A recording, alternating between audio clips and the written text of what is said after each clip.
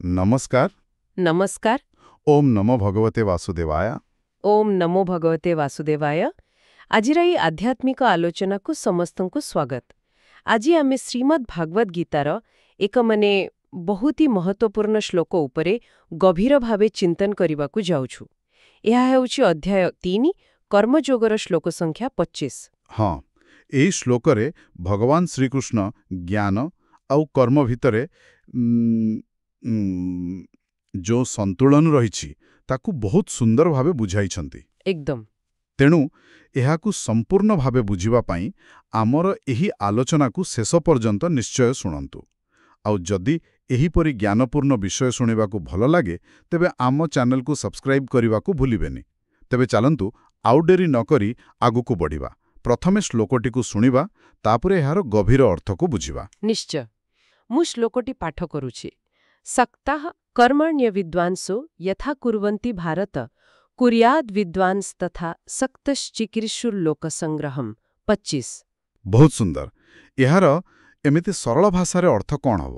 ଏହି ଶ୍ଲୋକରେ ଭଗବାନ ଅର୍ଜୁନଙ୍କୁ କହୁଛନ୍ତି, ହେ ଭାରତ, ଯେମିତି ଅଜ୍ଞାନୀ ଲୋକମାନେ ଫଳ ପ୍ରତି ଆସକ୍ତ ହୋଇ କର୍ମ କରନ୍ତି, ଠିକ୍ ସେହିପରି ଜଣେ ଜ୍ଞାନୀ ବ୍ୟକ୍ତି ଲୋକ କଲ୍ୟାଣ ପାଇଁ ଆସକ୍ତି ରହିତ ହୋଇ କର୍ମ କରିବା ଉଚିତ। ଆଚ୍ଛା, ଏଠି ତେବେ ଦୁଇ ପ୍ରକାରର ଲୋକଙ୍କ କଥା କୁହାଯାଉଛି। ଜଣେ ହେଲେ ଅବିଦ୍ୱାନ ବା ଅଜ୍ଞାନୀ, ଆଉ ଅନ୍ୟ ଜଣେ ବିଦ୍ୱାନ ବା ଜ୍ଞାନୀ। ଏମାନଙ୍କର କର୍ମ କରିବାର ମନୋଭାବରେ ଏତେ ବଡ଼ ପାର୍ଥକ୍ୟ କ'ଣ? ଆସନ୍ତୁ ଏହାକୁ ଟିକେ ବିସ୍ତାରରେ ବୁଝିବା।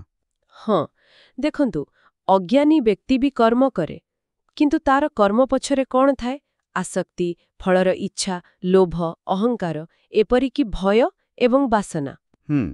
ସେମାନେ ମୁଖ୍ୟତଃ ରଜୋଗୁଣ ଆଉ ତମୋଗୁଣର ପ୍ରଭାବରେ ବାନ୍ଧି ହୋଇଥାନ୍ତି, ଆଉ ସେଇଥିପାଇଁ ସେମାନେ କର୍ମ କରି କରି ଶେଷରେ କ୍ଳାନ୍ତ ହୋଇଯାନ୍ତି। ବୁଝିଲି। ସେମାନେ ଯାହା ବି କରନ୍ତି ନିଜର ସୁଖ ପାଇଁ କିମ୍ବା କିଛି ଗୋଟେ ସଫଳତା ପାଇବା ପାଇଁ କରନ୍ତି। କିନ୍ତୁ ଏଠି ଗୋଟେ ପ୍ରଶ୍ନ ଆସୁଛି, ଜ୍ଞାନୀ ବ୍ୟକ୍ତିଙ୍କୁ କାହିଁକି କର୍ମ କରିବାକୁ ପଡ଼ିବ? ସେ ତ ଏସବୁରୁ ଉପରେ। ଏଟା ବହୁତ ଗୁରୁତ୍ୱପୂର୍ଣ୍ଣ ପ୍ରଶ୍ନ, ଆଉ ଏହାର ଉତ୍ତର ଭଗବାନ ଦେଉଛନ୍ତି। ସେ କହୁଛନ୍ତି, ଜ୍ଞାନୀ ବ୍ୟକ୍ତିଙ୍କୁ ବି କର୍ମ କରିବାକୁ ହେବ, କିନ୍ତୁ ଅଶକ୍ତ ହୋଇ। ଅଶକ୍ତ ହୋଇ? ହଁ, ଅର୍ଥାତ୍ ଫଳର ଇଚ୍ଛା ନ ରଖି, ଅହଙ୍କାର ନ ରଖି, ନିଜ କର୍ମକୁ ଏକ ସେବା ଭାବରେ କରିବା। କାରଣ ଜଣେ ଜ୍ଞାନୀ ବ୍ୟକ୍ତିଙ୍କ କର୍ମ ସମାଜ ପାଇଁ ଏକ ମାର୍ଗଦର୍ଶନ।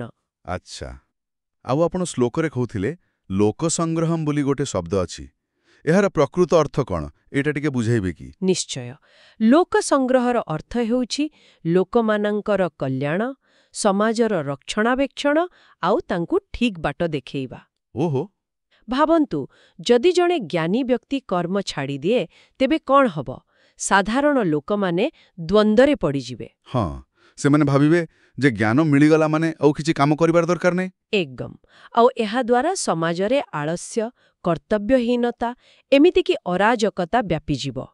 ଯେମିତି ଦେଖନ୍ତୁ, ଜଣେ ନେତା ଯଦି ଆଳସ୍ୟ କରେ, ତେବେ ପୁରା ସଂଗଠନ ଭାଙ୍ଗିଯାଏ। ଠିକ୍ କଥା। କିମ୍ବା ମାତାପିତା ନିଜ କର୍ତ୍ତବ୍ୟ ଛାଡ଼ିଦେଲେ ପିଲାମାନେ ଅନୁଶାସନହୀନ ହୋଇଯାଆନ୍ତି। ଠିକ୍ ସେହିପରି ଜ୍ଞାନୀର କର୍ମ ହିଁ ସମାଜକୁ ସ୍ଥିର ରଖେ। ବୁଝିଲି। କିନ୍ତୁ ଏବେ ବି ଗୋଟେ କଥା ମୋତେ ଟିକେ ବିରୋଧାଭାସୀ ଲାଗୁଛି। ଭଗବାନ କହୁଛନ୍ତି ଜ୍ଞାନୀ ସେହି କର୍ମ କରୁ ଯାହା ଅଜ୍ଞାନୀ କରେ। ଏହା କେମିତି ସମ୍ଭବ? ଏହାକୁ ଟିକେ ସ୍ପଷ୍ଟ କରିବେ? ହଁ, ଏଇଟା ବୁଝିବା ବହୁତ ଜରୁରୀ। ଏଠି କଥାଟା ହେଉଛି, ବାହାର କର୍ମ ସମାନ ଦେଖାଯାଇପାରେ, କିନ୍ତୁ ମନର ସ୍ଥିତି ସେଟା ସମ୍ପୂର୍ଣ୍ଣ ଅଲଗା। ଆଚ୍ଛା, ମନର ସ୍ଥିତି।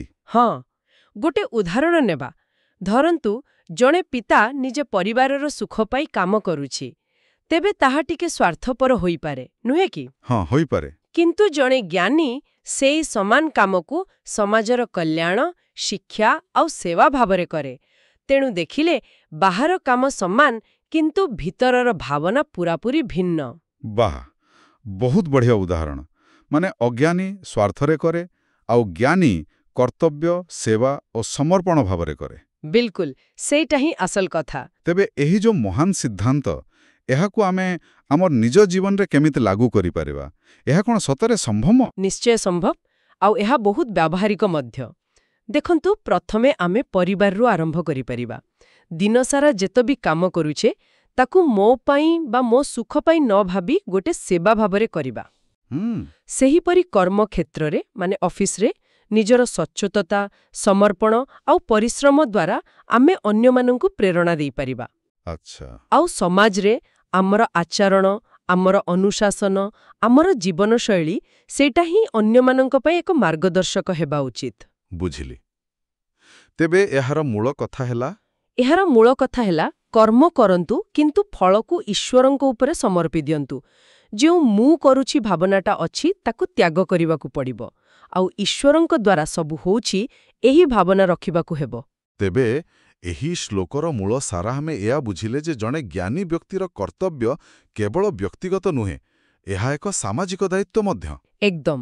ସମାଜକୁ ସଠିକ୍ ଦିଶା ଦେବା ପାଇଁ ସେମାନେ ଆସକ୍ତି ରହିତ ହୋଇ କର୍ମ କରିବା ବହୁତ ଜରୁରୀ। ସତେ ଯେମିତି କର୍ମ କର କିନ୍ତୁ ମନକୁ ସେଥିରେ ବାନ୍ଧ ନାହିଁ। ବହୁତ ଠିକ୍ କହିଲେ। ଯଦି ଆପଣ ଜ୍ଞାନୀ, ବୁଦ୍ଧିମାନ ବା ସଚେତନ, ତେବେ ଆପଣଙ୍କର ଦାୟିତ୍ୱ କମିଯାଏନି, ବରଂ ଆହୁରି ବଢ଼ିଯାଏ। ଆପଣଙ୍କର ପ୍ରତ୍ୟେକ କର୍ମ ଅନ୍ୟମାନଙ୍କ ପାଇଁ ପ୍ରେରଣା ହେବା ଉଚିତ। ନିଶ୍ଚିତ ଭାବରେ। ଆଶା କରୁଛୁ ଆଜିର ଏହି ଆଲୋଚନା ଆମ ଶ୍ରୋତାମାନଙ୍କୁ ଭଲ ଲାଗିଥିବ। ଯଦି ଆପଣଙ୍କୁ ଆମର ଏହି ପ୍ରୟାସ ଭଲ ଲାଗିଲା, ତେବେ ଏହାକୁ ଲାଇକ୍ କରନ୍ତୁ ଏବଂ ନିଜ ପ୍ରିୟଜନଙ୍କ ସହିତ ନିଶ୍ଚୟ ସେୟାର କରନ୍ତୁ। ହଁ, ଏହାଦ୍ୱାରା ଆପଣ ମଧ୍ୟ ଭଗବାନ ଶ୍ରୀକୃଷ୍ଣଙ୍କର ଆଶୀର୍ବାଦ ଲାଭ କରିପାରିବେ। ଆଉ ଆମକୁ ଉତ୍ସାହିତ କରିବା ପାଇଁ କମେଣ୍ଟ ବକ୍ସରେ ଓମ୍ ନମୋ ଭଗବତେ ବାସୁଦେବାୟ କିମ୍ବା ଜୟ ଜଗନ୍ନାଥ ଅବଶ୍ୟ ଲେଖନ୍ତୁ। ଆଗାମୀ ଅଧ୍ୟାୟରେ ଏକ ନୂଆ ଶ୍ଲୋକର ଆଲୋଚନା ଶୁଣିବା ପାଇଁ ଆମ ସହିତ ଯୋଡ଼ି ହୋଇ ରୁହନ୍ତୁ। ଓମ୍ ନମୋ ଭଗବତେ ବାସୁଦେବାୟ। ଓମ୍ ନମୋ ଭଗବତେ ବାସୁଦେବାୟ। ଆପଣ ଶୁଣୁଛନ୍ତି ରେଡିଓ ତୋଷାଳୀ, ଆମ ମାଟିର ସ୍ୱର।